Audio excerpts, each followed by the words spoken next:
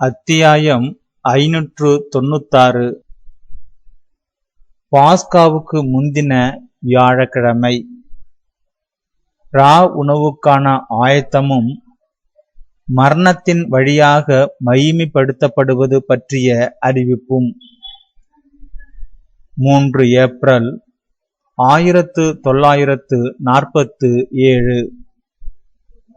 மீண்டும் காலை நேரம்.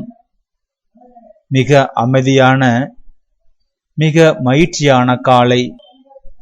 ஒரு மென்மையான தென்றல் காற்று இதமாக வீசிக்கொண்டிருக்கிறது. இப்போது மலர்கள் ஏதுமில்லாத காதர்ன் முட்புதர் இடைவெளியில் உள்ள இலைகளோடு அசைகிறது. இரட்சகரை வாதிக்க தன்னை பயன்படுத்த இருப்போரை நோக்கி அது வேண்டாம் வேண்டாம் என்று சொல்வது போல தோன்றுகிறது. கெதிரோனின் நாணல்களும் வேண்டாம் என்று சொல்லுகின்றன. அவையும் அடிப்பதை விரும்பவில்லை. சிறிய பொருள்களுக்குரிய அவற்றின் சித்தம் ஆண்டவருக்கு தீங்கிழைப்பதை விரும்பவில்லை.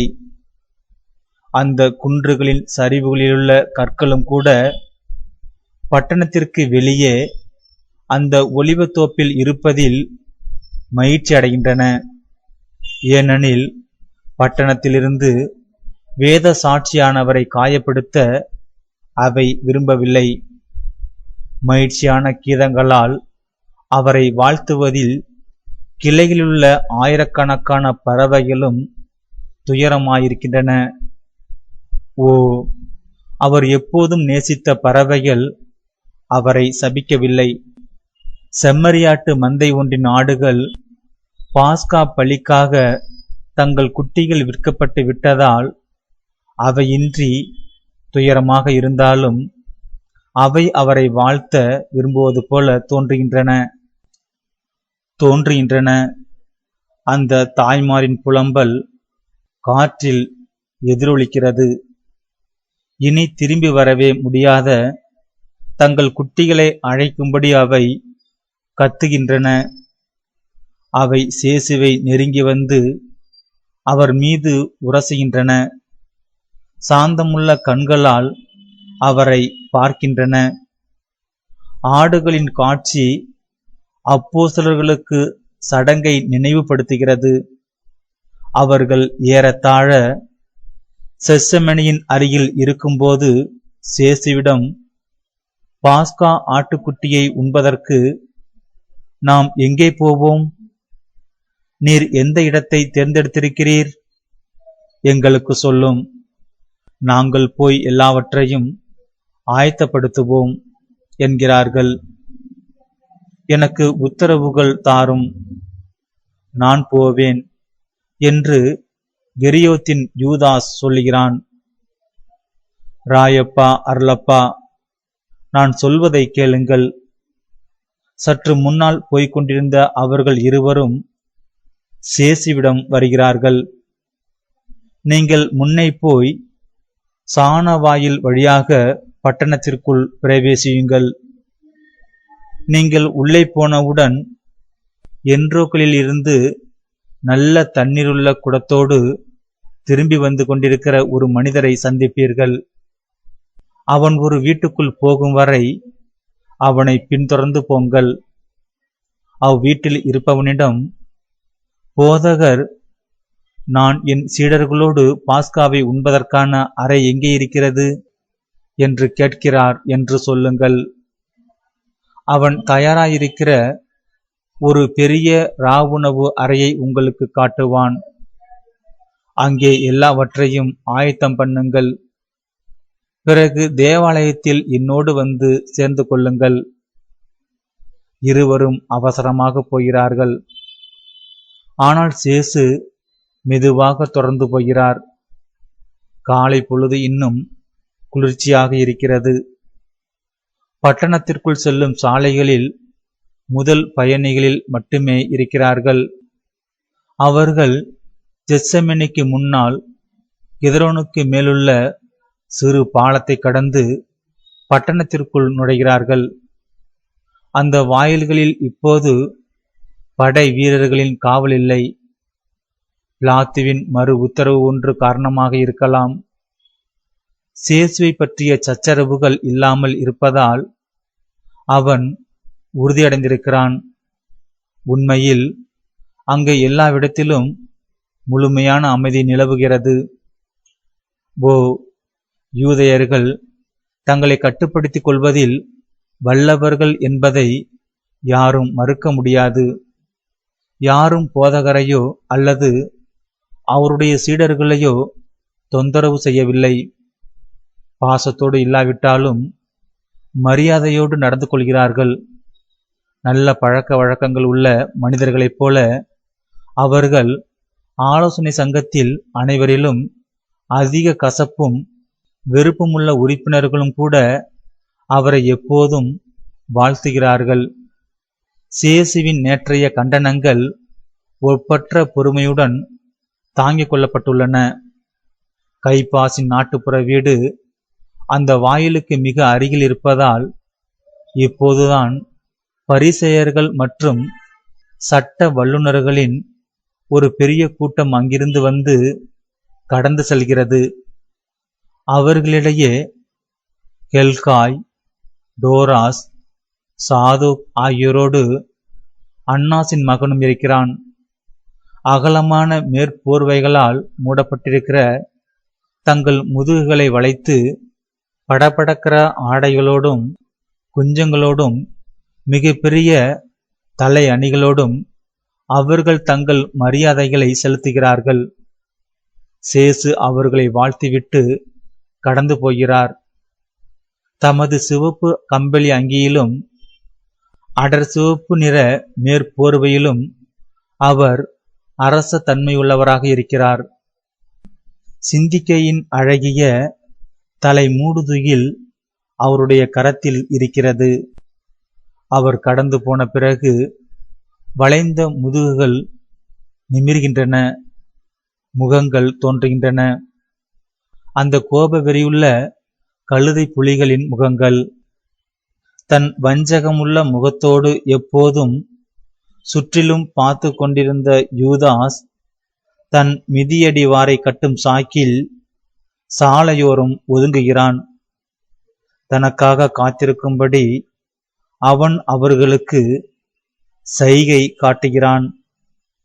தன் மிதியடியின் குழுவியை சரி செய்வதில் எப்போதும் மும்முரமாயிருந்தபடி அவன் சேசுவும் சீடர்களும் முன்னால் போக விடுகிறான்.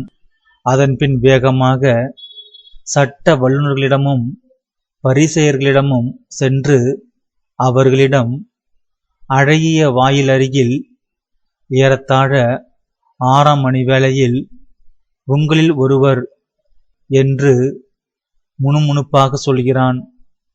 அதன்பின் விரைந்து போய் தன் தோழர்களுடன் சேர்ந்து கொள்கிறான். அவர்கள் தேவாலயத்திற்கு ஏறி போகிறார்கள். இப்போதும் ஒரு சில யூதர்கள்தான் இருக்கிறார்கள். ஆனால் நிறைய புற ஜாதியர் இருக்கிறார்கள். சேசு ஆண்டவரை வழிபட போகிறார். அதன்பின் திரும்பி வந்து சீமோனும் பர்த்தலமேயுவும் கிரியோத்தின் யூதாசிடம் பணம் வாங்கி ஆட்டுக்குட்டியை வாங்கும்படி அவர்களிடம் சொல்கிறார். என்னால் அதை செய்திருக்க முடியும் என்கிறான் யூதாஸ். உனக்கு வேறு வேலைகள் இருக்கின்றன, அவை என்ன என்று உனக்கு தெரியும். லாசரின் மேரியின் காணிக்கையை அந்த விதவியிடமிருந்து வாங்கிக் கொள்ள வேண்டியிருக்கிறது. திருநாள் கொண்டாட்டங்களுக்கு பிறகு அவள் பெத்தானிக்கு லாசரிடம் போக வேண்டுமென்று அவளுக்கு தெரிவிக்க வேண்டும். அவள் இருக்குமிடம் உனக்கு தெரியுமா? நான் சொன்னது புரிந்ததா? ஆம், எனக்கு தெரியும். அவளை நன்கு அறிந்த சக்கரியாஸ் அந்த இடத்தை எனக்கு காட்டினார். நான் சந்தோஷமாக போகிறேன். இந்த பயணத்தின் காரணமாக அல்ல, ஆட்டுக்குட்டியின் காரணமாக. நான் எப்போது போக வேண்டும்? பிறகு நான் இங்கே நீண்ட நேரம் இருக்க மாட்டேன். இன்று மாலை சடங்கிற்கும் இரவு ஜெபத்திற்கும் நான் ஆயத்தமாயிருக்க விரும்புவதால் இன்று நான் ஓய்வெடுப்பேன். சரி, நல்லது. எனக்கு இது வியப்பாயிருக்கிறது. யூதாஸ் எந்த விவரத்தையும் தெரிந்து கொள்ளாதபடி கடந்த நாட்களில் தாம் செய்ய போகிறதை குறித்து அவனிடம் எதுவும் சொல்லாமல் இருந்த சேசு ஏன் இப்போது மட்டும் சொல்கிறார்? தாம் இரவில் செய்ய இருப்பதை ஏன் அவனிடம் சொல்கிறார்? எனக்கு பதில் கிடைக்கவில்லை. சேசு எனக்கு எந்த பதிலும் தரவில்லை. நான் என் கேள்விகளுடனேயே இருக்கிறேன். அதே வேளையில் கடைசி நோயாளிகளை குணப்படுத்திக் கொண்டிருக்கிற சேசுவை நான் கவனிக்கிறேன். கடைசி நோயாளிகள். நாளைக்கு ஒரு சில மணி நேரங்களுக்கு பிறகு அவரால் யாரையும் குணப்படுத்த முடியாதிருக்கும். பூமி சரீரங்களை வல்லமையோடு குணப்படுத்துகிறவர் இன்றி விடப்பட்டிருக்கும். ஆனால் பலி பொருளானவர் தமது கழுமரத்திலிருந்து 20 நூற்றாண்டுகளாக தடைப்பட்டிருந்த தமது தொடர்ச்சியான ஆன்ம குணமாக்குதல்களை செய்ய தொடங்கியிருப்பார். இன்று நான் விலக்கி சொல்வதை விட தியானித்துக் கொண்டிருக்கிறேன். கிறிஸ்துவின் சுதந்திரத்தின் கடைசி நாளில் நடந்து கொண்டிருக்கிற காரியத்திலிருந்து காலங்கள் தோறும் அது எப்படி இருக்கும் என்பதை நோக்கி என் ஞான பார்வையை நான் நீட்டிக்கும்படி என் ஆண்டவர் செய்கிறார். இன்று போதகரை சுற்றி நடந்து கொண்டிருப்பதை விட அவரது உணர்வுகளையும் சிந்தனைகளையும் நான் கண்டு தியானித்துக் கொண்டிருக்கிறேன். நான் ஏற்கனவே ஜெட்சமேனியில் அவருடைய வாதையை புரிந்து கொள்ளும் கடும் வேதனைக்கு உள்ளாகியிருக்கிறேன். வழக்கம் போல சேசு இப்போது அதிகரித்துள்ளதும் பெரும்பாலும் எபிரேயர்களை கொண்டுள்ளதுமாகிய கூட்டத்தால் நெருக்கப்படுகிறார். அவர்கள் செம்மறி குட்டிகள் பலியிடப்படும் இடத்திற்கு விரைந்து போவதை மறக்கிறார்கள். பலியிடப்பட இருக்கிற தேவ செம்மறி புருவையை நெருங்கி வர அவர்கள் ஆவலாயிருக்கிறார்கள். மக்கள் தொடர்ந்து கேள்விகள் கேட்கிறார்கள். இன்னும் அதிக விளக்கங்களை பெற விரும்புகிறார்கள். தியாஸ்போராவிலிருந்து அநேக எபிரேயர்கள் வந்திருக்கிறார்கள். கலிலேய தீர்க்கதரிசியும் நாசரேத்தூரின் ரபியுமான கிறிஸ்துவின் புகழை பற்றி மக்கள் பேசுவதை கேட்டு அவர்கள் சேசு பேசுவதை கேட்க வினோத பிரியமுள்ளவர்களாக இருக்கிறார்கள். தங்களுக்குள்ள சாத்தியமான சகல சந்தேகங்களில் இருந்தும் விடுபட அவர்கள் ஆவலாயிருக்கிறார்கள். அவர்கள் கூட்டத்தின் ஊடாக நெருங்கியபடி முன்னால் வருகிறார்கள். நீங்கள் எப்போதுமே அவரை உங்களோடு கொண்டிருந்திருக்கிறீர்கள். அவர் யார் என்று உங்களுக்கு தெரியும். நீங்கள் விரும்பும் போதெல்லாம் அவரது வார்த்தைகளை கேட்க முடியும். நாங்கள் தொலைவிலிருந்து வந்திருக்கிறோம். கட்டளையை நிறைவேற்றியவுடன் நாங்கள் போய்விடுவோம். எங்களை அவரிடம் போக விடுங்கள் என்று அவர்கள் பாலஸ்தீனர்களிடம் கெஞ்சுகிறார்கள். மக்கள் கூட்டம் அவர்களுக்கு சிரமத்தோடு வழிபடுகிறது. அவர்கள் சேசுவை நெருங்கி வந்து வினோத பிரியத்தோடு அவரை கவனிக்கிறார்கள். ஒருவருக்கொருவர் குழுக்களாக நின்று ஒருவருக்கொருவர் தனித்த குரல்களில் பேசுகிறார்கள். சேசு அவர்களை கூர்ந்து கவனிக்கிறார். அதே வேளையில் பெராயாவிலிருந்து வந்திருக்கிற ஒரு மக்கள் கூட்டத்தினர் சொல்வதையும் அவர் கேட்கிறார். அதன்பின் அநேகர் செய்வது போல ஏழைகளுக்காக தம்மிடம் பணம் தருகிற இந்த கூட்டத்தை அனுப்பிவிடுகிறார். அந்த பணத்தை வழக்கம் போல யூதாசிடம் கொடுத்துவிட்டு அவர் பேசத் தொடங்குகிறார். நீங்கள் எல்லாரும் ஒரே மதத்தை, ஆனால் பல்வேறு பிறப்பிடங்களை சேர்ந்தவர்களாக இருக்கிறீர்கள். இங்கே இருப்பவர்களுள் அநேகர் நசரேயன் என்று அழைக்கப்படுகிற இந்த மனிதர் யார் என்று வியந்து கொண்டிருக்கிறார்கள். அவர்களின் நம்பிக்கைகள் அவர்களுடைய சந்தேகங்களோடு போரிடுகின்றன. கவனியுங்கள். செசேயின் தண்டிலிருந்து ஒரு வேர் கிளம்பும். இந்த வேரிலிருந்து ஒரு மலர் வரும். ஆண்டருடைய ஸ்பிரித்து அவர் மீது தங்குவார். கண்களுக்கு தோன்றுவதைக் கொண்டு அவர் தீர்வையிட மாட்டார். வெறும் வதந்தியின் அடிப்படையில் அவர் தீர்ப்பிட மாட்டார். மாறாக பரிதாபத்துக்குரியவர்களை நேர்மையோடு அவர் தீர்ப்பிடுவார். தாழ்ந்தவர்களுக்காக அவர் குறுந்தடிகளை கையில் எடுப்பார். மக்களினங்களுக்கு இடையே ஓர் அடையாளமாக வைக்கப்பட்டுள்ள செசையின் வேரின் தளிரை நோக்கி மக்களினங்கள் மன்றாடுவார்கள். அவருடைய கல்லறை மகிமை வாய்ந்ததாக இருக்கும்.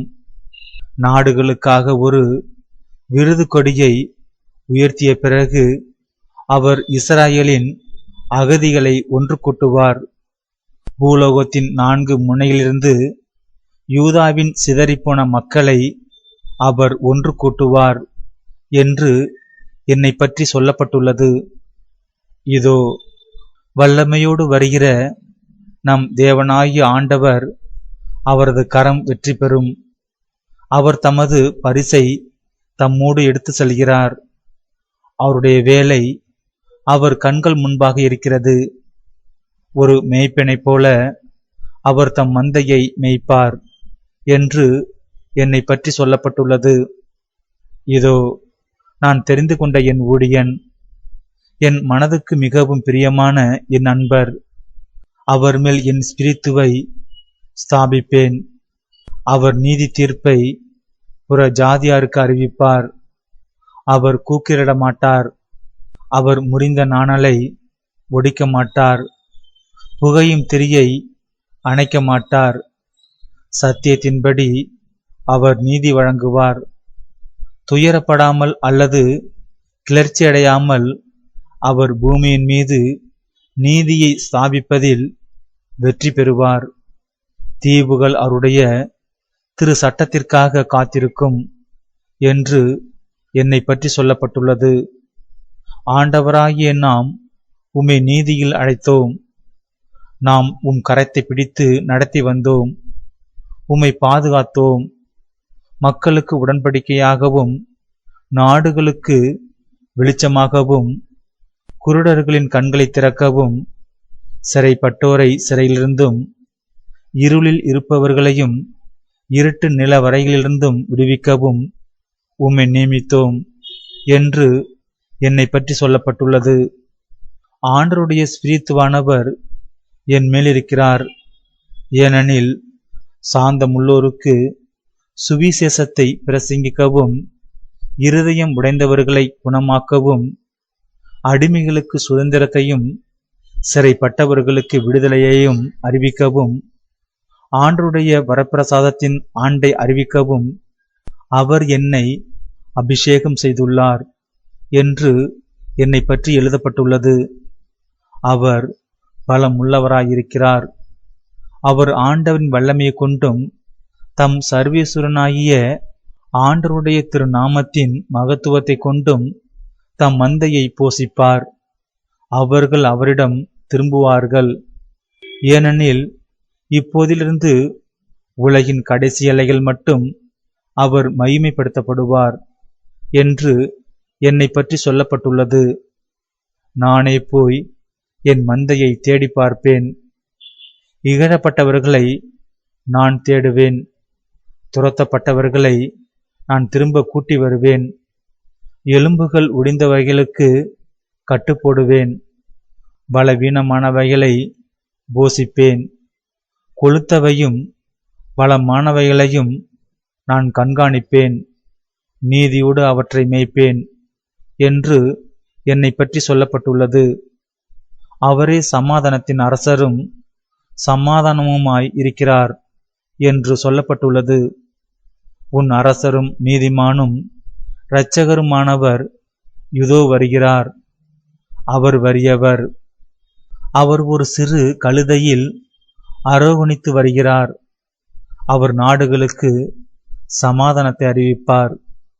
அவருடைய ராஜ்யம் ஒரு கடலிலிருந்து மறுகடல் வரைக்கும், உலகத்தின் கடைசி எல்லைகள் வரைக்கும் பரவியிருக்கும் என்று சொல்லப்பட்டுள்ளது. அநீதம் நாசமாவதற்கும் பாவம் முடிவு பெறுவதற்கும் அக்கிரமம் தொலைவதற்கும் நித்திய நீதி வருவிப்பதற்கும் தரிசனமும் தீர்க்க தரிசனமும் நிறைவேறுவதற்கும் பரிசுத்தரிலும் பரிசுத்தர் அபிஷேகம் செய்யப்படுவதற்கும் உனது சனத்தின் பேரிலும் உனது திருநகரின் பேரிலும் காலக்கெடு 70 வாரங்களுக்கு குறிக்கப்பட்டுள்ளது. 7 வாரங்களுக்கும் 62 வாரங்களுக்கும் பிறகு கிறிஸ்து வருவார். அந்த 62 வாரங்களுக்கு பிறகு கிறிஸ்து கொல்லப்படுவார். ஒரு வாரத்திற்கு பிறகு அவர் சித்தத்தை உறுதிப்படுத்துவார். ஆனால் பாதி வாரம் சென்ற பிறகு காணிக்கையும் பலியும் ஒடிந்து போகும். தேவாலயத்தில் அருவருப்புக்குரிய நாசம் இருக்கும். அந்த நாசமோ கடைசி நாட்கள் வரை நிலை நிற்கும் என்று எழுதப்பட்டுள்ளது.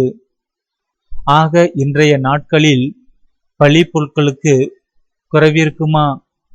பலிபீடம் பலி பொருட்களை கொண்டிருக்கிறதா? அது மாபெரும் பழிப்பொருளானவரை கொண்டிருக்கும். இங்கே தீர்க்கதரிசியானவர் அதை காண்கிறார். செந்நிறத்தால் கரைப்பட்ட வஸ்திரங்களோடு வருகிற இவர் யார்?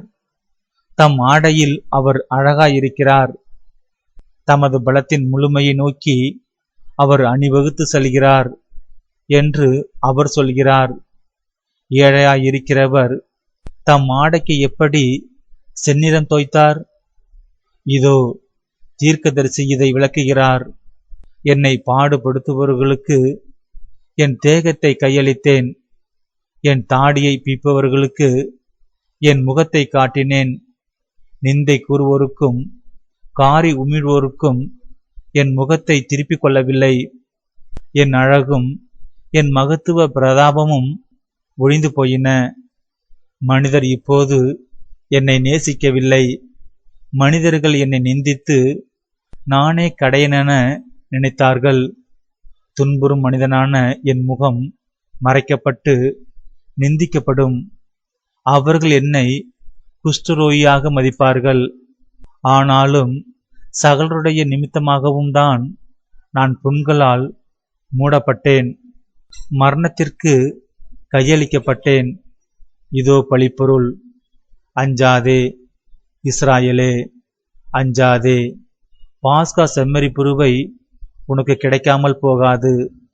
அஞ்சாதே பூலோகமே, அஞ்சாதே. இதோ உன் இரட்சகர். ஒரு செம்மறியைப் போல அவர் கொலைக்களத்திற்கு இட்டு செல்லப்படுவார். ஏனெனில் அவரே இதை விரும்பினார். தம்மை கொல்வோரை சபிக்கும்படி அவர் தம் வாயை திறக்கவில்லை. மரண தீர்விடப்பட்ட பிறகு அவர் உயர்த்தப்பட்டு வேதனையில் சுட்டரிக்கப்படுவார். அவரது கரங்களும் கால்களும் பிசகி போகும். அவரது எலும்புகள் திறந்திருக்கும். அவரது பாதங்களும் கரங்களும் துளைக்கப்பட்டிருக்கும். ஆனாலும் அநேகரைத்தாம் நியாயப்படுத்துகிற அந்த கொடும் வேதனைக்கு பிறகு அவர் மக்கள் கூட்டங்களை சுதந்திரித்துக் கொள்வார். ஏனெனில் உலக இரட்சணியத்திற்காக தம் உயிரை மரணத்திற்கு கையளித்த பிறகு அவர் எசேக்கியேலால் காணப்பட்ட தண்ணீர்களை கொண்டு மக்களினங்களை போஷிப்பார். அந்த தண்ணீர்கள் மெய்யான தேவாலயத்திலிருந்து பாய்ந்து வரும். அந்த தேவாலயம் இடித்து நொறுக்கப்பட்டாலும் தன் சொந்த பலத்தை கொண்டு மீண்டும் எழுந்து வரும். மாசற்ற செம்மறி புருவையின் பனிவெண்மையான ஆடையையும் கூட செந்நிறமாக்கிய திராட்சை ரசத்தோடும் பரலோகத்தினின்று இறங்கி வந்த அப்பத்தோடும் அது மீண்டும் எழுந்து வரும். தாகமாயிருக்கிறவர்கள் இந்த தண்ணீர்களிடம் வாருங்கள். பசியாயிருப்பவர்கள் இந்த உணவை பெற்றுக்கொள்ளுங்கள். தேய்ந்து மெலிந்து போனவர்களே, நோயாளிகளே, என் திராட்சை ரசத்தை பருகுங்கள். வாருங்கள். பணம் இல்லாதவர்களே, வியாதிஸ்தரே, வாருங்கள். இருளில் இருப்பவர்களே, மரித்து விட்டவர்களே, வாருங்கள். நான் செல்வங்களும் ஆரோக்கியமுமாயிருக்கிறேன். ஒளியும் ஜீவமும் நானே. வழியை தேடுகிறவர்களே, வாருங்கள். சத்தியத்தை தேடுகிறவர்களே, வாருங்கள், வழியும் சத்தியமும் நானே. செம்மறி புருவையை புசிக்க வல்லவர்களாய் இருப்பது பற்றி அஞ்சாதீர்கள். ஏனெனில் அவசங்கைப்பட்ட இந்த தேவாலயத்தில் உண்மையாகவே பரிசுத்தமான பலி பொருட்கள் இல்லை. என் மக்களினத்தின் கடைசி தீர்க்கதரிசிகள் என்னை பற்றி சொன்னது போல உலகத்தின் பாவங்களை போக்க வந்திருக்கிறவராகிய தேவ செம்மறி புருவையை நீங்கள் எல்லாருமே உண்ணக்கூடியவர்களாயிருப்பீர்கள். அந்த மக்களிடம் நான் கேட்கிறேன், எனது பிரஜையே, உனக்கு நான் என்ன தீங்கு செய்தேன்? எது காரியத்தில் உனக்கு நான் கஸ்தி வருவித்தேன்? நான் உனக்கு தந்ததிலும் அதிகமாக உனக்கு தரக்கூடியது இன்னும் என்ன உண்டு? நான் உன் மக்களின் மனங்களுக்கு கற்பித்தேன். உன் நோயாளிகளை குணமாக்கினேன். உன் ஏழைகளுக்கு உதவினேன். உன் மக்களின் பசியை ஆற்றினேன். உன் குழந்தைகளில் உன்னை நேசித்தேன். நான் உன்னை மன்னித்து உனக்காக ஜெபித்தேன். பலியாகும் அளவுக்கு நான் உன்னை நேசித்தேன். நீயோ உன் ஆண்டவருக்கு எதை ஆயத்தம் செய்திருக்கிறாய்? கடைசி ஒரே 1 மணி நேரம் உனக்கு கொடுக்கப்பட்டுள்ளது. என் மக்களினமே, என் ராஜரீக பரிசுத்த பட்டணமே, இப்போதாவது உன் தேவனாகிய ஆண்டிடம் திரும்பி வா. அவர் உண்மையான வார்த்தைகளை பேசியிருக்கிறார். சொல்லப்பட்டது அதுதான். சொல்லப்பட்டதையே அவர் உண்மையில் செய்கிறார். ஒரு ஆயனைப் போல அவர் எல்லார் மீதும் அக்கறை காட்டுகிறார். நாம் வழி தவறிய வியாதிப்பட்ட இருளிருந்த ஆடுகளாக இருந்தோம் என்பது போல அவர் நம்மை சரியான வழிக்கு இட்டு செல்லவும் நம்மை ஒளிர்விக்கும்படியாக நம் ஆத்துமங்களையும் சரீரங்களையும் குணமாக்கவும் வந்திருக்கிறார். மக்களினங்கள் எல்லாமும் அவரிடம் போகின்றன. அதோ அங்கே அந்த புற ஜாதியாரை பாருங்கள். எவ்வளவு பிரமிப்பு உள்ளவர்களாக அவர்கள் இருக்கிறார்கள். அவர் சமாதானத்தை போதிக்கிறார். அவர் நேசத்தை தந்திருக்கிறார். பலியை பற்றி அவர் பேசுவது எனக்கு புரியவில்லை. அவர் தாம் கொலை செய்யப்பட போவது போல பேசுகிறார். தீர்க்கதரிசிகளால் காணப்பட்ட இரட்சகராகிய மனிதர் அவர்தான் என்றால் அது அப்படித்தான் இருக்கிறது. எல்லா மக்களும் அவரை மோசமாக நடத்த வேண்டியிருந்தது என்பது போல அவர் பேசுகிறார். அது ஒருபோதும் நிகழாது. மக்கள், அதாவது நாம், அவரை நேசிப்போம். அவர் நம் நண்பர். நாம் அவரை பாதுகாப்போம். அவர் ஒரு கலிலேயன். கலிலேயர்களாகிய நாம் அவருக்காக நம் உயிரை கொடுப்போம். அவர் தாவீதின் குடும்பத்தை சேர்ந்தவர். யூதேயாவை சேர்ந்த நாம் அவரை பாதுகாக்க நம் கரங்களை உயர்த்துவோம்.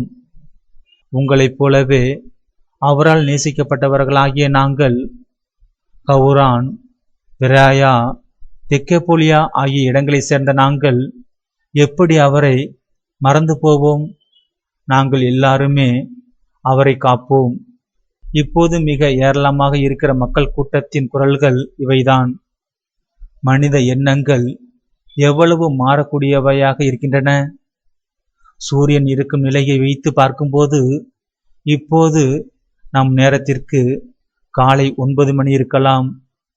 24 மணி நேரத்திற்கு பிறகு இதே மக்கள் வேத சாட்சியானவரை சுற்றி நின்று அவர் சாக வேண்டும் என்று கேட்பார்கள். பாலஸ்தீனத்தின் எல்லா பகுதியிலிருந்தும் இன்னும் தொலைவிலிருந்தும் வந்து கூடியிருக்கிறவர்களும் கிறிஸ்துவிடமிருந்து ஒளியையும் உடல் நலத்தையும் ஞானத்தையும் மன்னிப்பையும் பெற்றுக்கொண்டவர்களுமாகிய இந்த ஆயிரக்கணக்கான மனிதர்களில் மிக சிலர் மட்டுமே அவரை தாக்குபவர்களின் பெரும் கூட்டத்தோடு ஒப்பிடும்போது மிக குறைந்தவர்களாக இருப்பது தங்களை தடுப்பதால் அவரது எதிரிடமிருந்து அவரை பீத்தெடுத்து கொள்ள முயற்சி செய்யாதவர்களாக இருப்பது மட்டுமின்றி ஒரு நட்புள்ள மனப்பாங்கோடு அவரை பின் செல்வதன் மூலம் தங்கள் அன்பின் சாட்சியத்தை அவருக்கு தந்து அவரை தேற்றக்கூட முடியாதவர்களாகவும் இருப்பார்கள். திறந்த கடலிலிருந்து நீண்ட தூரம் வந்து கடற்கரையின் மீது மடிந்து போகிற அலைகளைப் போல இந்த பெரிய முற்றம் முழுவதும் மகிழ்ச்சிகளும் சம்மதங்களும் வியந்து பாராட்டுகிற கருத்துகளும் பரவி இருக்கின்றன.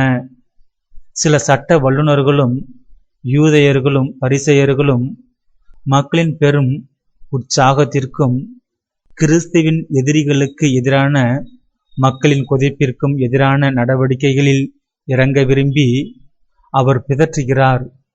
அவருடைய சோர்வு மிக பெரியதாகவும் அவரை பித்து பிடித்தவராகவும் ஆக்குகிறது.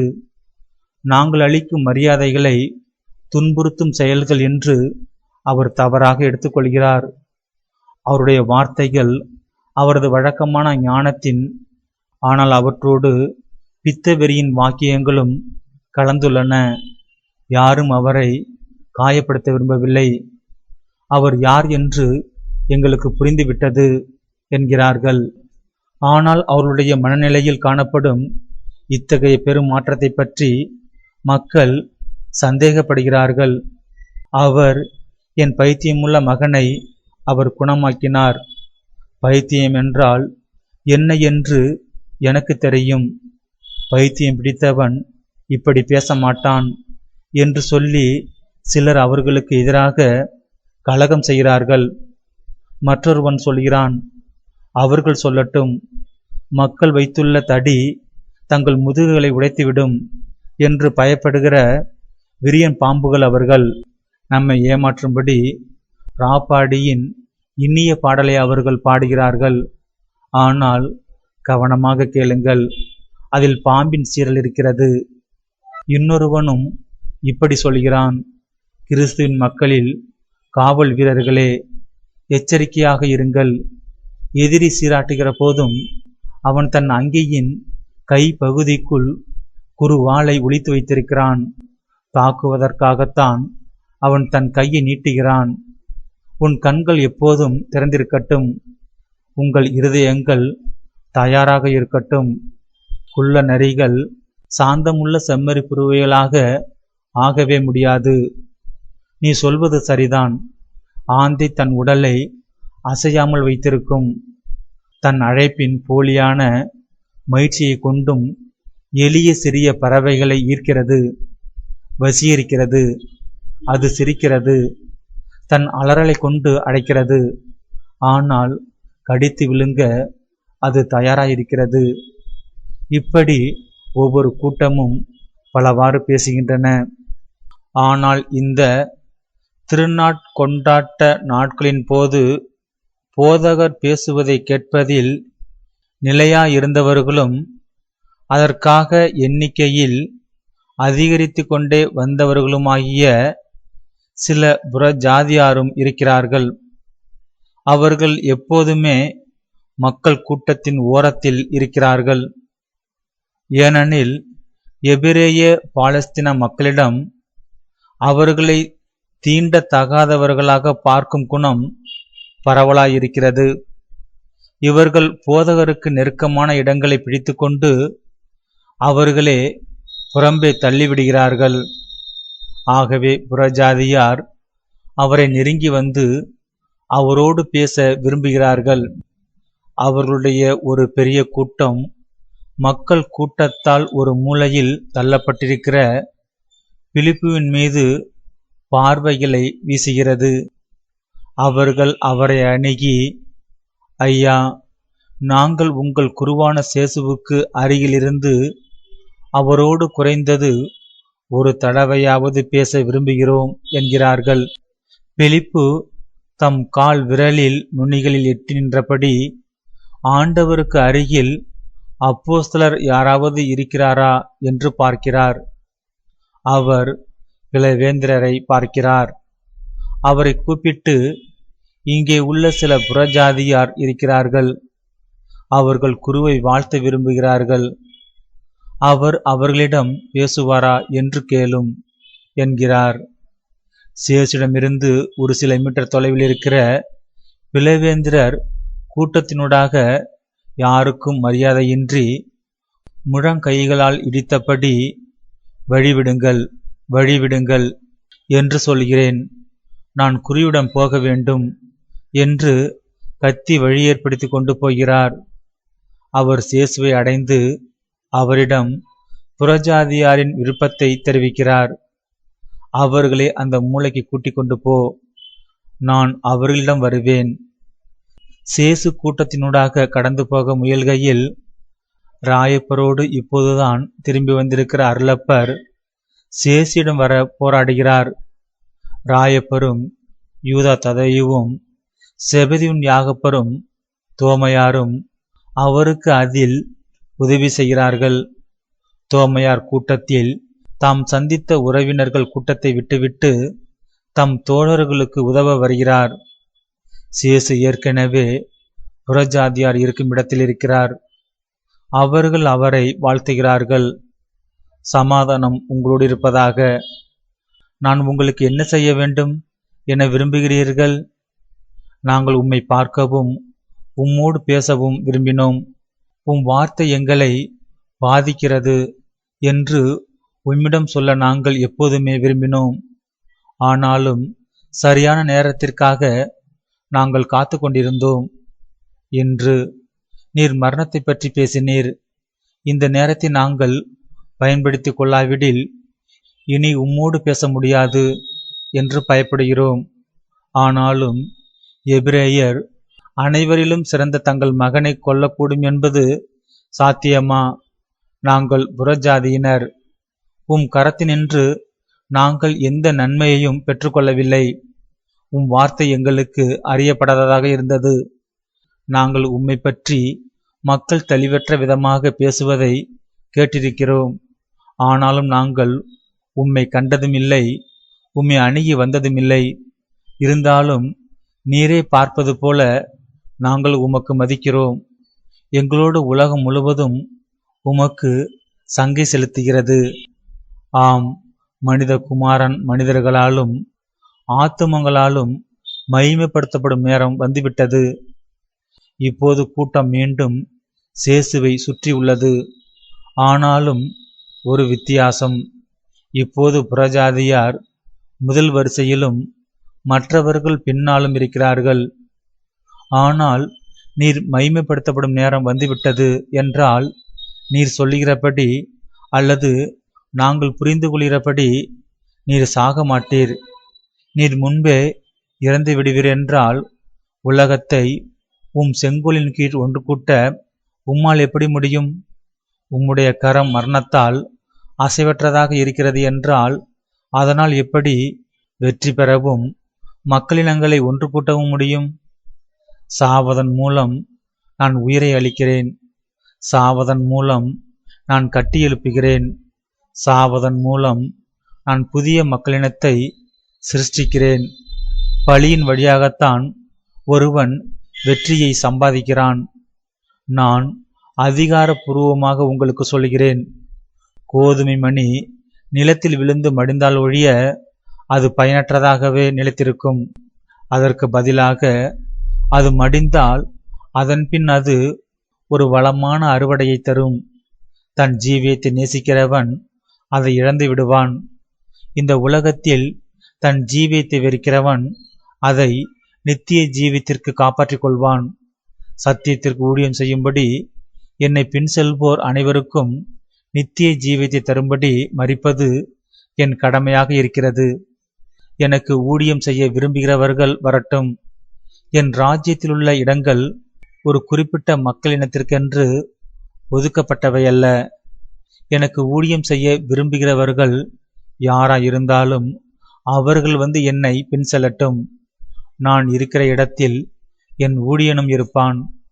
எனக்கு ஊழியம் செய்கிறவன் ஏக மெய்யான தேவனும் பரலோக பூலோக ஆண்டவரும் பிழைத்திருக்கிற சகலத்தினுடையவும் சிருஷ்டிகரும் சிந்தனையும் வார்த்தையும் ஜீவியமும் வழியும் சத்தியமுமாகிய என் பிதாவினால் மகிமைப்படுத்தப்படுவான். சர்வேசுரன் பிதா சுதன் இஸ்பிரித்து சாந்துவாக திரு ஏகராக ஒரே சர்வேசுரனில் 3 ஆட்களாக ஒரே மெய்ய கடவுளாக இருக்கிறார். ஆனால் இப்போது என் ஆத்துமம் கலக்கமுற்றிருக்கிறது. நான் என்ன சொல்வேன்? பிதாவே, இந்த வேலை நின்று என்னை காப்பாற்றும் என்பேனா? இல்லை, இதற்காகத்தானே இந்த வேலைக்கு வந்து சேரதானே நான் வந்தேன். ஆகவே பிதாவே, உமது திருநாமத்தை மகிமைப்படுத்தும் என்பேன். சேசு சிலுவை வடிவமாக தம் கரங்களை விரித்திருக்கிறார். அந்த முகப்பு மண்டபத்தின் வெண்ணிற பளிங்கு கற்களுக்கு முன்பாக ஓர் இரத்தாம்பர சிலுவை. அவர் தம் சிரசை உயர்த்தி தம் பிதாவிடம் தம் ஆத்துமத்தை உயர்த்தி ஜெபித்து தம்மை ஒப்பு கொடுக்கிறார். அப்போது இடியை விட பலத்ததாயிருக்கிற ஒரு குரல், எந்த மனித குரலை போன்றதாய்மிராத பருப்பொருள் சாராத குரல், ஆனாலும் எல்லா செவிகளாலும் மிகவும் உணரப்படத்தக்கதாயிருக்கிற குரல், அந்த அழகிய ஏப்ரல் நாளில் தெளிந்த வானத்தை நிரப்புகிறது. அது ஒரு பிரம்மாண்டமான ஹார்மோனியத்தின் தந்தியை விட அதிக பலமுள்ளதாக, மிக இனிமையானதாக, மிக அழகிய சுருதியோடு அதிர்கிறது. நான் இவரை மகிமைப்படுத்தினேன், மேலவும் மகிமைப்படுத்துவேன் என்று அது அறிக்கையிடுகிறது. மக்கள் நடுங்கி போகிறார்கள். மண்ணையும் அதன் மீதுள்ள எல்லாவற்றையும் அதிர செய்யும் அளவுக்கு வலிமை உள்ளதாக இருந்த அந்த குரல் வேறு எந்த குரலிலிருந்தும் வேறுபட்டதும், அறியப்படாத ஓர் ஆதரத்தினின்று வந்ததும், வடக்கிலிருந்து தெற்காகவும் கிழக்கிலிருந்து மேற்காகவும் அனைத்தையும் நிரப்புவதுமாகிய அந்த பரம ரகசிய குரல் எபிரேயர்களை தீகுலுக்குள்ளாக்கி புறஜாதியாரை அதிசயத்தில் ஆழ்த்துகிறது. எபிரேயர்கள் தங்களால் முடிகிற போது தரையில் விழுந்து பயத்தோடு, நாம் செத்துப்போவோம், பரலோகத்தின் குரலை நாம் கேட்டுவிட்டோம், ஒரு சம்மனசனவர் அவரோடு பேசியிருக்கிறார் என்று முணுமுணுக்கிறார்கள். அவர்கள் சாவுக்காக காத்திருந்தபடி தங்கள் மார்பில் அறைந்து கொள்கிறார்கள். புறஜாதியாரோ இப்படி கத்துகிறார்கள். இடிமுழக்கம், தொடர்ந்து முழங்கும் கர்ஜனை, நாம் ஓடிப்போவோம், பூமி உருமி விட்டது, அது அதிர்ந்து விட்டது. ஆனால் தொடர்ந்து அதிகரிக்கிற கூட்டத்தில் அப்படி ஓடிப்போவது சாத்தியமில்லை.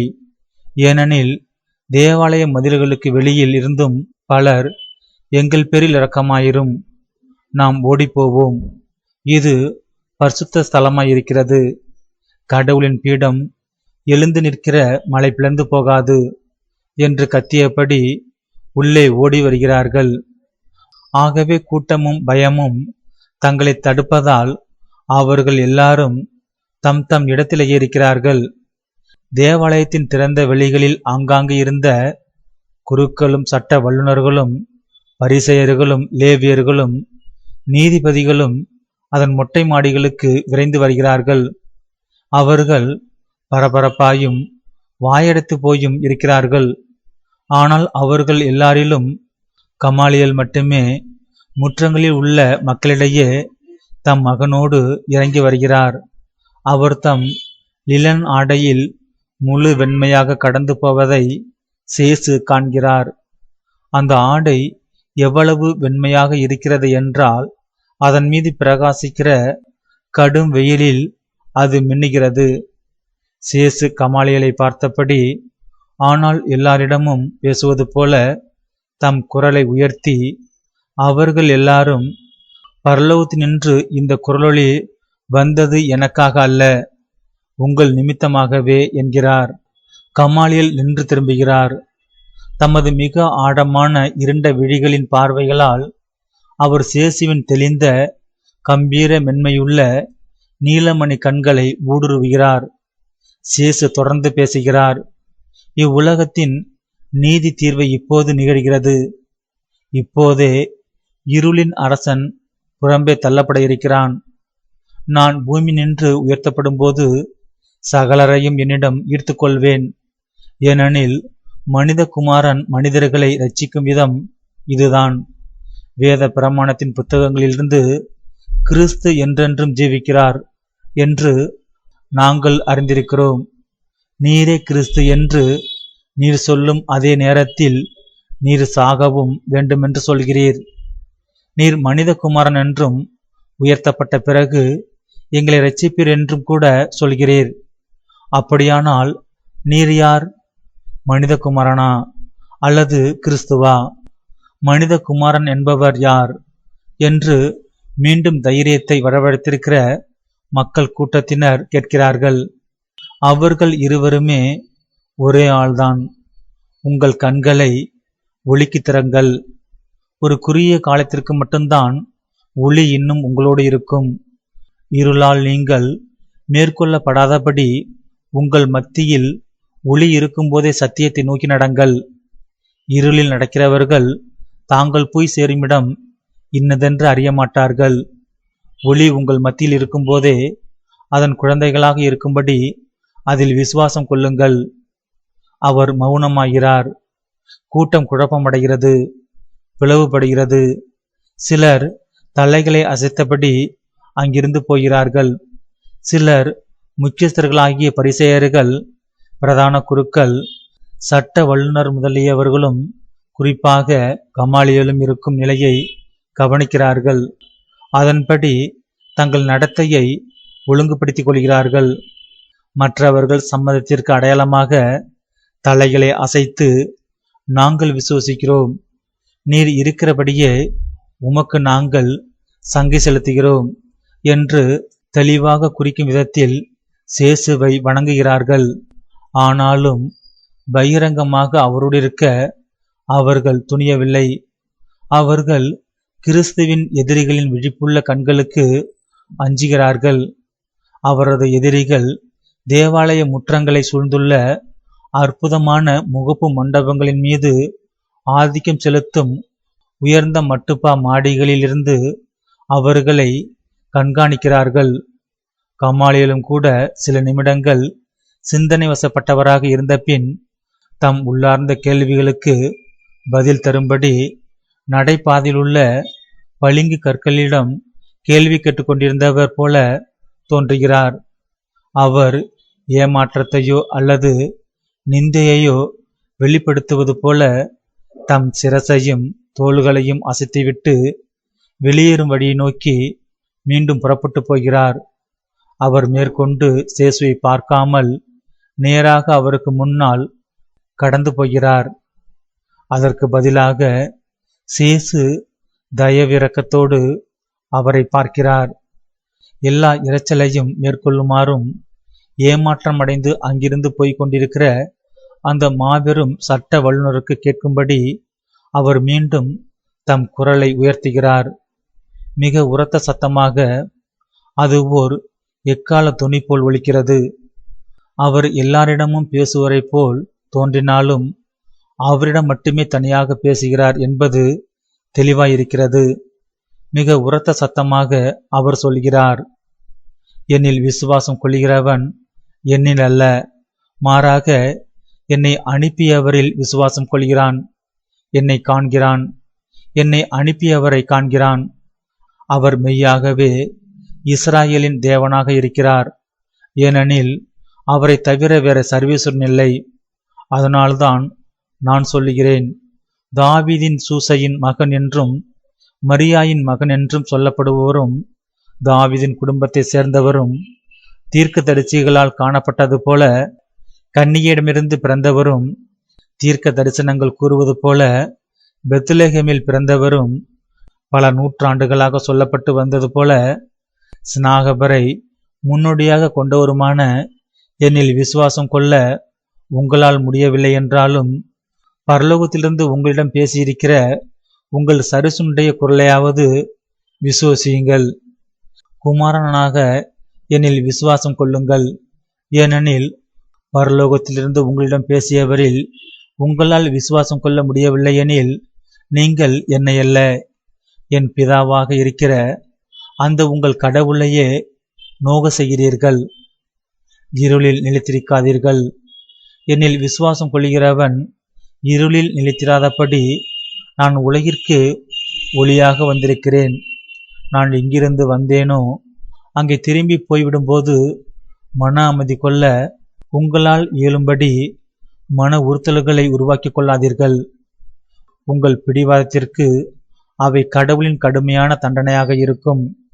தீர்ப்பு அறிவிக்கப்படும் வரை நான் உங்கள் மத்தியில் இருக்கும்போதே உங்களை மன்னிக்க சித்தமாயிருக்கிறேன்.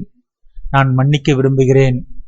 ஆனால் பிதாவின் மனம் என் மனதிலிருந்து வேறுபட்டதாக இருக்கிறது. ஏனெனில் நான் இரக்கமாயிருக்கிறேன், அவரோ நீதியாக இருக்கிறார். நான் அதிகாரபூர்வமாக உங்களுக்கு சொல்கிறேன், ஒரு மனிதன் என் வார்த்தைகளை கேட்டும் அவற்றை ஏற்றுக்கொள்ளவில்லை என்றால் நான் அவனை தீர்ப்பிட மாட்டேன். நான் உலகை தீர்ப்பிடுவதற்காக அல்ல, அதை இரட்சிக்கும்படியாகவே உலகிற்கு வந்தேன்.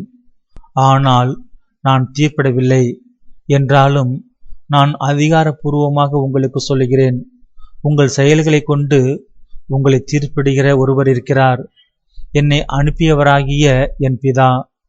தம் வார்த்தையானவரை மறுதலிக்கிறவர்களை தீர்ப்பிடுவார். ஆம், என்னை நிந்தித்து தேவ வார்த்தையானவரை ஏற்றுக்கொள்ளாமலும் வார்த்தையானவரின் வார்த்தைகளை ஏற்றுக்கொள்ளாதவனும் தன்னை தீர்ப்பிடுகிறவரை கொண்டிருக்கிறான். நான் அறிவித்திருக்கிற வார்த்தையே இறுதி நாளில் அவனை தீர்ப்பிடும். கடவுள் பரிகசிக்கப்படக்கூடாதவர் என்று எழுதப்பட்டுள்ளது. பரிகசிக்கப்படுகிற கடவுள் தம்மை பைத்தியக்காரர் என்றும் பொய்யர் என்றும் நினைத்தவர்கள் மட்டில் பயங்கரத்துக்குரியவராக இருப்பார். நான் சொல்ல நீங்கள் கேட்ட வார்த்தைகள் கடவுளிடமிருந்து வருகின்றன என்பதை நீங்கள் எல்லாரும் மனத்தில் இருத்துங்கள். ஏனெனில் நான் என் சொந்த நிமித்தமாக அவற்றை பேசவில்லை, மாறாக என்னை அனுப்பின பிதாவானவர்தாமே நான் என்ன சொல்ல வேண்டுமென்றும் நான் பேச வேண்டியதென்னவென்றும் எனக்கு அறிவித்தார். அவரது கட்டளைக்கு நான் கீழ்ப்படுகிறேன், ஏனெனில் அவரது கட்டளை நீதியானது என்பதை நான் அறிந்திருக்கிறேன். கடவுளின் ஒவ்வொரு கட்டளையும் நித்திய ஜீவியமாயிருக்கிறது. உங்கள் போதகராகிய நான் கடவுளின் எல்லா கட்டளைகளுக்கும் கீழ்ப்படிவதற்கான முன் மாதிரிகையை உங்களுக்காக ஸ்தாபிப்பேன்.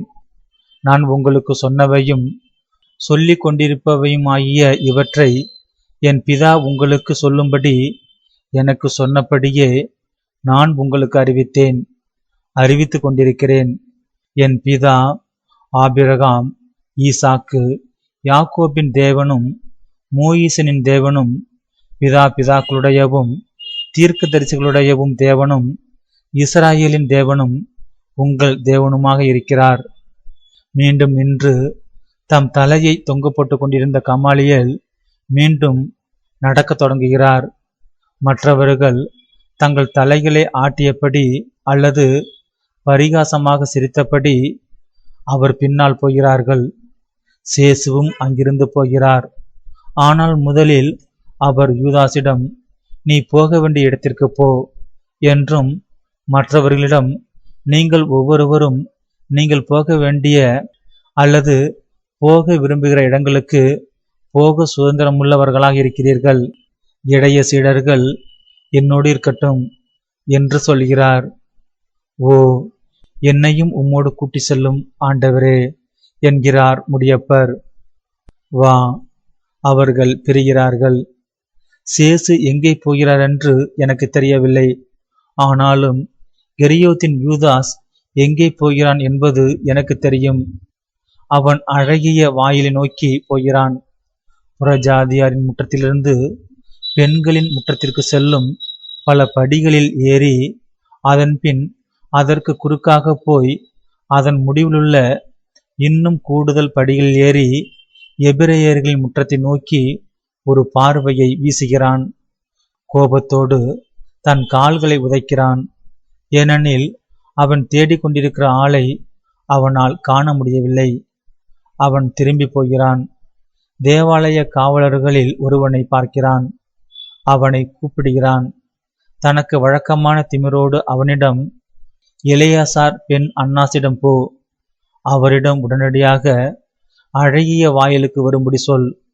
சீமோன் யூதாஸ் மிக முக்கியமான செய்தியோடு அவருக்காக அங்கே காத்து கொண்டிருக்கிறான் என்று சொல்கிறான். அவன் ஒரு தூணில் மீது சாய்ந்து காத்திருக்கிறான். சற்று நேரத்திற்கு பிறகு எலெயாசார் அன்னாசின் மகன் கெல்காய், சீமோன், டோராஸ், கொர்னலியூஸ், சாதோக், நாகும் ஆகியோரும் மற்றவர்களும் வஸ்திரங்கள் படபடக்க வந்து சேர்கிறார்கள். யூதாஸ் ஒரு தனித்த ஆனால் பரபரப்புள்ள குரலில் பேசுகிறான்.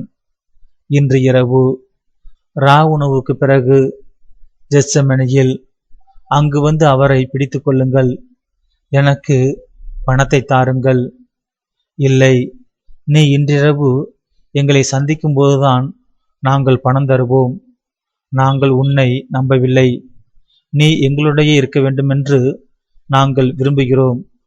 உனக்கு எப்போது என்ன நடக்கும் என்று தெரியாது என்று ஒரு பரியாச நகைப்போடு கெல்காய் சொல்கிறான். மற்றவர்கள் ஒரே குரலாக அவன் சொன்னதை ஆமோதித்து தலையாட்டுகிறார்கள். அந்த மறைமுக கேலியால் யூதாஸ் கடும் கோபத்தால் பற்றி எறிகிறான். அவன் ஆணையிடுகிறான். யாவேயின் பெயரால் நான் உண்மையைத்தான் சொல்கிறேன் என்று ஆணையிட்டு சொல்கிறான். சாதோக் அவனுக்கு பதில் சொல்கிறான். சரி சரி, ஆனாலும் இதை இப்படி செய்வது நல்லது. சரியான நேரத்தில் நீ இங்கே வந்து அவனை பிடிப்பதற்கு நியமிக்கப்பட்டவர்களை கூட்டிக் கொண்டு அவர்களோடு போ. அல்லது அந்த முட்டாள் காவலர்கள் எதிர்பாராமல் லாசரை பிடித்து கொண்டு வந்து ஏராளமான பிரச்சனையை உண்டாக்கி விடுவார்கள். ஓர் அடையாளத்தை கொண்டு அந்த மனிதனை அவர்களுக்கு சுட்டிக்காட்டு. நீ புரிந்து கொள்ள வேண்டும், இரவில் அதிக வெளிச்சம் இருக்காது. காவலர்கள் களைப்பாகவும் உறக்க மயக்கமாகவும் இருப்பார்கள். நீ அவர்களை வழிநடத்தினால் நல்லது. நீங்கள் என்ன சொல்கிறீர்கள்? நம்பிக்கை துரோகியான சாதோக் தன் தோழர்களிடம் இப்போது பேசுகிறான். அடையாள சமிக்கையாக நான் ஒரு முத்தம் தருமாறு ஆலோசனை தருகிறேன். முத்தம் காட்டி கொடுக்கப்படும் நண்பனை சுட்டிக்காட்ட மிக சிறந்த சமிக்கை. ஹாஹா! அவர்கள் எல்லாரும் சிரிக்கிறார்கள். பரிகசித்து சிரிக்கும் பசாசுக்களின் ஒரே குரலான கொக்கரிப்பு. யூதாஸ் கடும் கோபமாயிருக்கிறான். ஆனால் அவன் அங்கிருந்து விலகவில்லை. இனி அவன் இதிலிருந்து விலக மாட்டான். தான் செய்ய இருப்பதை பற்றியல்ல, மாறாக அவர்கள் தன்னை பரிகசித்து சிரிக்கிறார்கள் என்பதை பற்றியே அவன் துன்பப்படுகிறான். எந்த அளவுக்கு என்றால், ஆனால் காவலர்களோடு இங்கிருந்து வெளியே போவதற்கு முன் பணப்பையில் பணம் எண்ணி வைக்கப்பட்டு எனக்கு தரப்பட வேண்டும் என்பதை நினைவில் வைத்துக் கொள்ளுங்கள் என்று அவன் சொல்கிறான். அது உனக்கு கிடைக்கும், அது உனக்கு கிடைக்கும். நீ உன் அன்பின் புனித பண்டமாக இந்த நாணயங்களை வைத்துக் கொள்ளும்படி பணப்பையையும் நாங்கள் உமக்கு தருவோம். ஹா, போய் வருகிறோம் சர்ப்பமே. யூதாஸ் கடும் கோபத்தால் நீளம் பார்த்திருக்கிறான். இனி ஒருபோதும் அந்த நிறமும் அந்த அவன் நம்பிக்கையுள்ள கடும் அச்சத்தின் பாவனையும் அவனிடமிருந்து விலகாது. அதற்கு மாறாக அது மணிக்கு மணி வளர்ந்து கொண்டே போய் மரத்தில் அவன் நான்று கொண்டு தொங்கும்போது தாங்க முடியாததாக இருக்கும்.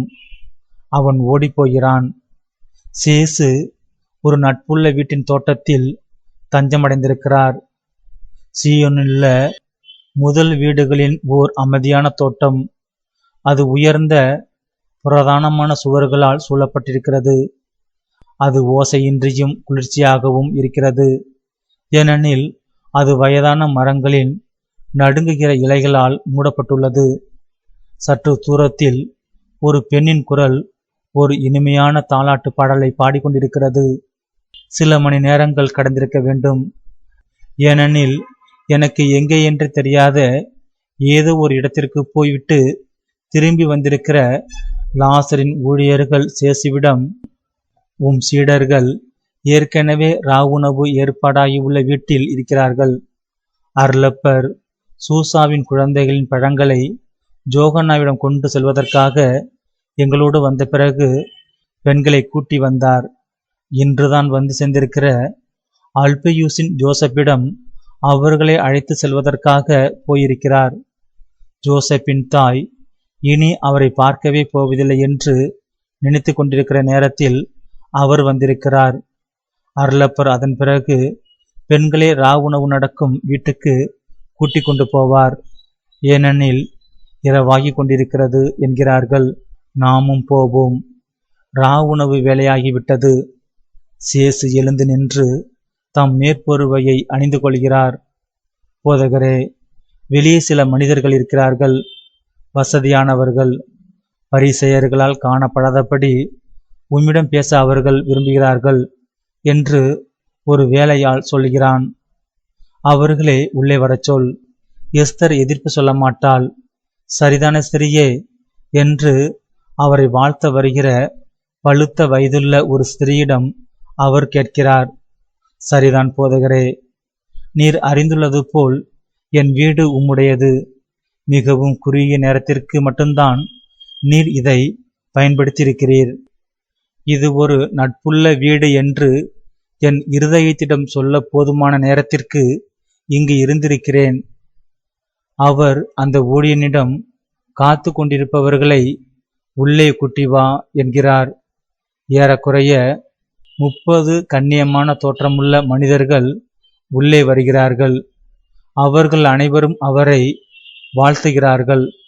அவர்களில் ஒருவர் எல்லோர் சார்பாகவும் பேசுகிறார். போதகரே, உம் வார்த்தைகள் எங்களை உலுக்கிவிட்டன. கடவுளின் குரலை நாங்கள் உம் குரலில் கேட்டுவிட்டோம். ஆனால் உம்மில் விசுவாசம் கொள்வதால் நாங்கள் மூடர்கள் என்று அவர்கள் சொல்கிறார்கள். ஆகவே நாங்கள் என்ன செய்வது? என்னில் விசுவாசம் கொள்கிறவன் என்னில் அல்ல, என்னை அனுப்பியவரையே விசுவசிக்கிறான். அவருடைய மகா பரிசுத்த குரலை இன்று நீங்கள் கேட்டீர்கள். என்னை காண்கிறவன் என்னை அல்ல, என்னை அனுப்பியவரையே காண்கிறான். ஏனெனில் நான் என் பிதாவோடு ஒரே பொருளாயிருக்கிறேன். அதனால்தான் நான் உங்களிடம் சொல்கிறேன். உங்கள் பிதாவும் என் பிதாவும் உங்களுக்காக தமது ஏக பேரான திருசுதனையே பலியாக்கும் அளவுக்கு உங்களை நேசிக்கிறவருமாகிய சர்வேஸ்வரனை நோக செய்யாதபடி நீங்கள் விசுவசிக்க வேண்டும். ஏனெனில் நான் தான் கிறிஸ்துவா என்பதில் இருதயங்கள் சந்தேகம் கொள்ளும் என்றாலும் கடவுள் பரலோகத்தில் இருக்கிறார் என்பதில் எந்த சந்தேகமும் இல்லை. இன்று தேவாலயத்தில் நான் பிதா என்று அழைத்து தமது திருநாமத்தை மகிமைப்படுத்துமாறு கேட்டவரான கடவுளின் குரல் தம் பிதாவை அழைத்தவரை இன்று பலர் சொல்வது போல அவர் பொய்யர் என்றோ தேவ தூஷணி என்றோ சொல்லாமல் அவருக்கு பதில் சொல்லியிருக்கிறது. நான் யார் என்பதை கடவுள் இன்று உறுதிப்படுத்தியுள்ளார். நான் அவருடைய ஒளியாயிருக்கிறேன். நான் உலகிற்கு வந்திருக்கிற ஒளியாக இருக்கிறேன். என்னில் விசுவாசம் கொள்கிறவன் இருளில் நிலைத்திராதபடி நான் உலகிற்கு ஒளியாக வந்திருக்கிறேன். ஒரு மனிதன் என் வார்த்தைகளை கேட்டு அவற்றின்படி நடக்க விரும்பவில்லையானால் நான் அவனை தீர்ப்பிட மாட்டேன். நான் உலகை தீர்ப்பிடும்படி அல்ல, மாறாக அதை இரட்சிக்கவே வந்தேன். என்னை நிந்தித்து என் வார்த்தைகளை ஏற்றுக்கொள்ளாதவன் பயங்கரத்துக்குரிய அந்த இறுதி நாளில் என்னை தனது நடுவராக கொண்டிருப்பான். என்னால் அறிவிக்கப்பட்ட வார்த்தையே கடைசி நாளில் அவனை நடுத்திருக்கும். ஏனெனில் அது ஞானமும் உத்தமத்தனமும் கருணையும் எளிமையும் உள்ளதாக இருந்தது, கடவுள் இருப்பதைப் போல. ஏனெனில் அந்த வார்த்தைகளை பேசிய வார்த்தையானவர் கடவுளாயிருக்கிறார். அந்த வார்த்தைகளை பேசியுள்ளவர் தாவீதின் குடும்பத்தை சேர்ந்த ஒரு தச்சராகிய சூசையப்பரின் மகன் என்று அழைக்கப்பட்டவரும், இந்த சூசையப்பரை திருமணம் செய்த ஒரு எபிரேய சிறுமியும் தாவீதின் குடும்பத்தை சேர்ந்த கன்னியுமான மரியாயின் மகனுமாகிய நாசரத்தூர் சேசுவாகிய நான் அல்ல. இல்லை, என் சொந்த நிமித்தமாக நான் பேசவில்லை, மாறாக அது என் பிதாவானவரே, பரலோகத்தில் இருக்கிறவரும் யாவே என்னும் திருநாமம் உள்ளவருமாகிய அவரே இன்று பேசினார். என்னை அனுப்பியவரும் நான் என்ன சொல்ல வேண்டுமென்றும் எதை பற்றி நான் பேச வேண்டுமென்றும் என்னிடம் சொல்லி அனுப்பியவருமானவரே பேசினார். அவருடைய கட்டளைகளில் நித்திய ஜீவியம் உள்ளது என்பதை நான் அறிவேன். ஆகவே நான் சொல்லுகிற காரியங்களை பிதா என்னிடம் சொன்னபடியே சொல்கிறேன். அவற்றில் ஜீவியம் உள்ளது. அதனால்தான் நான் உங்களுக்கு சொல்கிறேன், அவற்றை கேளுங்கள், நடைமுறையில் அவற்றை கடைபிடியுங்கள். அப்போது ஜீவியத்தை கொண்டிருப்பீர்கள். ஏனெனில் என் வார்த்தையே ஜீவியமாயிருக்கிறது. அதை ஏற்றுக்கொள்கிறவன் அதே வேளையில் உங்களுக்கு ஜீவியம் அளிக்கும்படி என்னை அனுப்பியவராகிய பரலோக பிதாவையும் ஏற்றுக்கொள்கிறான். தன்னில் கடவுளை கொண்டிருக்கிறவன் தன்னில் ஜீவியத்தை கொண்டிருக்கிறான். போங்கள், உங்களிடம் சமாதானம் வந்து உங்களோடு நிலைத்திருப்பதாக. அவர் அவர்களை ஆசீர்வதித்து அனுப்புகிறார். அவர் சீடர்களையும் ஆசீர்வதிக்கிறார். அவர் தம்மோடு ஈசாக்கையும் முடியப்பரையும் மட்டும் வைத்துக் கொள்கிறார். மற்றவர்களை அவர் முத்தமிட்டு அனுப்பிவிடுகிறார். அவர்கள் போய்விட்ட பிறகு அவர்தான் கடைசியாக மற்ற இருவரோடும் வெளியே போகிறார். அவர் மிக தனிமையான, ஏற்கனவே இருட்டாயிருக்கிற சந்துகளின் வழியாக அவர்களோடு உணவு நடக்க இருக்கிற வீட்டுக்கு போகிறார். அங்கே வந்து சேரும்போது அவர் தனிப்பட்ட நேசத்தோடு ஈசாக்கையும் முடியப்பரையும் அணைத்து ஆசீர்வதிக்கிறார். அவர் அவர்களை முத்தமிடுகிறார். மீண்டும் அவர்களை ஆசீர்வதிக்கிறார். அவர்கள் போவதை கவனித்துக் கொண்டிருக்கிறார். அதன்பின் அவர் கதவை தட்டிவிட்டு உள்ளே போகிறார்.